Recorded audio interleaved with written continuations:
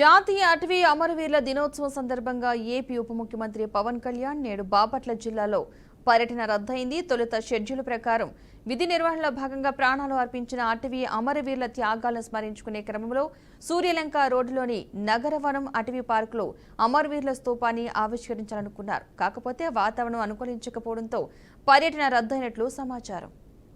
Deputy CM Pawan Kalyan పర్యటన రద్దుకు సంబంధించిన పూర్తి సమాచారాన్ని మా ప్రతినిధి వాసు అందిస్తారు. వాసు, చెప్పండి. రైట్ పద్మ, జాతీయ అటవీ అమరవీరుల దినోత్సవం సందర్భంగా నేడు ఉప ముఖ్యమంత్రి పర్యావరణ అటవీ శాఖ మంత్రి ఉన్న పవన్ కళ్యాణ్ బాపట్లో పర్యటించాల్సి ఉంది. అయితే వాతావరణం అనుకూలంగా లేకపోవడంతో డిప్యూటీ సీఎం పవన్ తన పర్యటన అయితే రద్దు చేసుకున్నారు.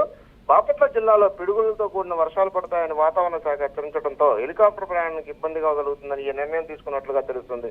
అటు ఈ రోజు జాతీయ అటవీ అమరవీరుల సంస్మరణ దినోత్సవం నేపథ్యంలో సూర్యలంకలో అటవీ వీరుల సంస్మరణ స్తూపాన్ని అయితే ఆవిష్కరించాలనుకున్నారు.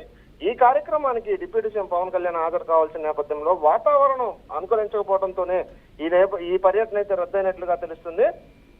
అటవీ అమరవీరుల సంస్మరణ దినోత్సవం ప్రతి సంవత్సరం నవంబర్ 10న జరుపుకుంటారు. గంధపు చక్రం స్మగ్లింగ్ వీరప్పన్ చేతిలో ప్రాణాలు కోల్పోయిన ఐఏఎఫ్ఎస్ ఇండియన్ ఫారెస్ట్ సర్వీస్ అధికారి శ్రీనివాస్ సంస్మరణ ప్రతి సంవత్సరం అమరవీరుల